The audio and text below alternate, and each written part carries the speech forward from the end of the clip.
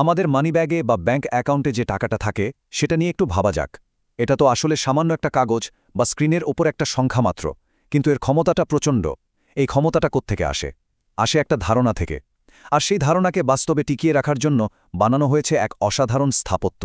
চলুন আজ আমরা সেই স্থাপত্যের একদম গোড়ার গল্পটা শুনি। কিভাবে শুধুমাত্র বিশ্বাসের ওপর ভর করে জন্ম নিয়েছিল আজকের ব্যাংকিং ব্যবস্থা। তাহলে আসল প্রশ্নটা কি দাঁড়াচ্ছে? ব্যাপারটা ভাবলে অবাক লাগে, তাই না? যে কিভাবে আমরা একটা সামান্য প্রতিশ্রুতির মতো আপাত দৃষ্টিতে এত ঠুনকো একটা জিনিসের ওপর ট্রিলিয়ন ট্রিলিয়ন ডলারের এক বিশ্ব অর্থনীতি গড়ে তুললাম। এই বিশাল ধাঁধার উত্তরটা কিন্তু লুকিয়ে আছে ব্যাংকিং ব্যবস্থার দুর্দান্ত বিবর্তনের মধ্যেই। তো চলুন একদম প্রথম বড় পরিবর্তনটা দিয়ে শুরু করা যাক।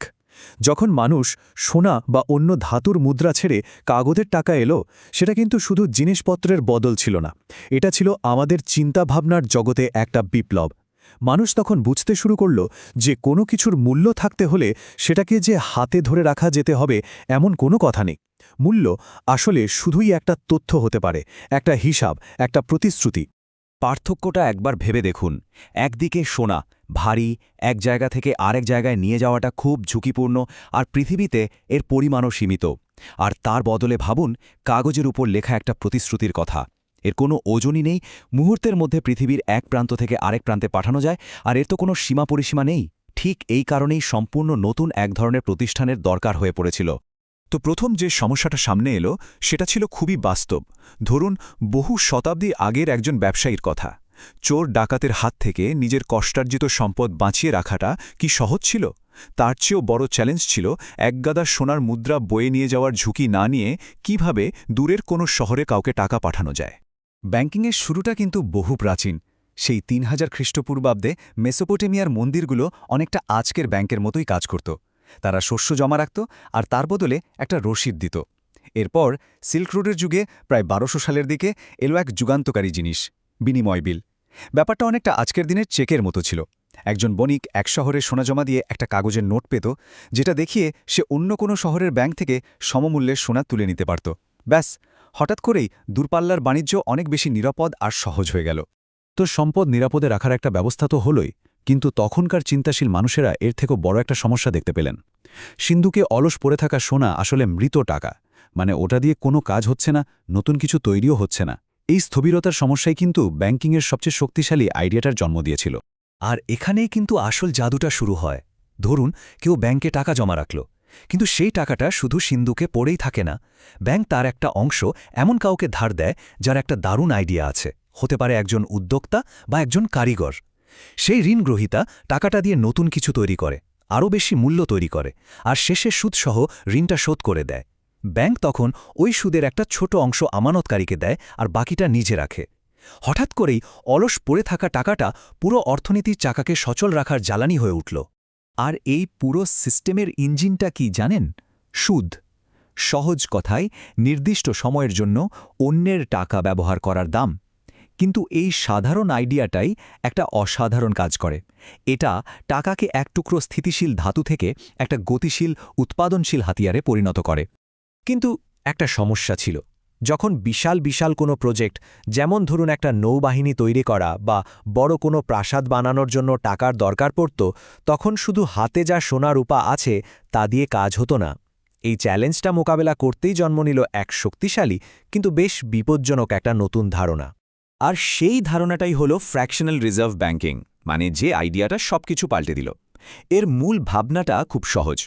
ব্যাংকের কাছে যত টাকা জমা আছে তার পুরোটাই ভল্টে রেখে দেওয়ার কোনো দরকার নেই। তারা শুধু তার একটা ছোট অংশ, যাকে বলে রিজার্ভ, রেখে বাকিটা ঋণ দিয়ে দিতে পারে। আর যখনই তারা ঋণ দেয় তখনই তারা অর্থনীতিতে নতুন টাকা তৈরি করে, কারণ তারা জানত সব আমানতকারী তো আর একই সঙ্গে তাদের টাকা তুলতে আসবে না। চলুন একটা সহজ উদাহরণ দিয়ে ব্যাপারটা বোঝা যাক। ধরুন ব্যাংকে ১,০০০ টাকা জমা দেওয়া হলো। ব্যাংক যখন এই ১,০০০ টাকাটা পায়, সে কিন্তু এটাকে একটাই স্তূপ হিসাবে দেখে না, সে এটাকে ভাগ করে ফেলে।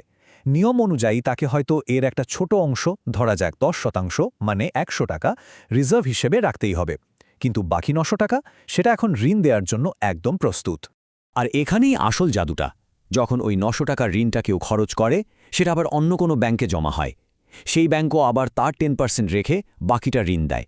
এইভাবে ঘুরতে ঘুরতে শুরুর ওই ১,০০০ টাকার আমানত থেকেই অর্থনীতিতে কয়েক হাজার নতুন টাকা তৈরি হয়ে যায়। আর এভাবেই ভৌত ধাতুর সীমাবদ্ধতা ছাড়িয়ে বিশাল সব প্রকল্পের অর্থায়ন করা সম্ভব হয়েছিল।